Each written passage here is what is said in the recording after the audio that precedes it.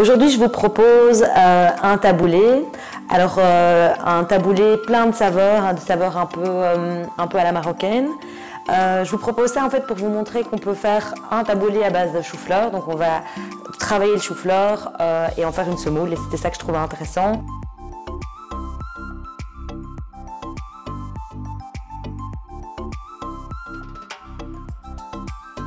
Donc, je vais commencer par travailler la base de ma recette, donc c'est-à-dire le chou-fleur. Donc, on enlève le chou-fleur, c'est toujours une surprise parce que parfois il est super gros, parfois il est petit, mais il y a souvent enrobé de pas mal de feuilles, donc je me fais des muscles en même temps.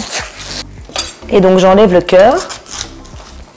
Et je vais vraiment garder que les bouquets. Et puis en fait, je vais mettre dans mon robot et je vais vraiment le mixer pour en faire un rendu comme si c'était une semoule de couscous. Donc là, j'essaie chaque fois d'enlever plus ou moins le pied du chou-fleur. Dans le robot, je vous conseille de ne pas en mettre trop à la fois, sinon ça devient vite de la purée. Donc je pense qu'on va s'arrêter là. Ça ressemble vraiment à un peu de la semoule. Donc moi, je vais la faire en salade crue, mais ça peut également se chauffer à la vapeur. Donc ensuite, je vais faire des carottes en éclats. Donc pour le robot, je les coupe grossièrement en morceaux. Donc ça va faire un mix de couleurs blanc et orange qui est sympa. Ensuite, je rajoute un petit peu de curcuma. Donc là, c'est un anti-inflammatoire. Ça va colorer et ça va donner donc une couleur jaune au chou-fleur. Et en plus, donc c'est super bon pour la santé.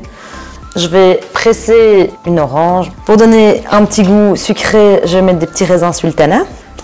Un petit peu de graines de cumin. Un petit peu de sel. Donc je vais mettre un petit peu d'oignon rouge pour relever un peu l'assaisonnement.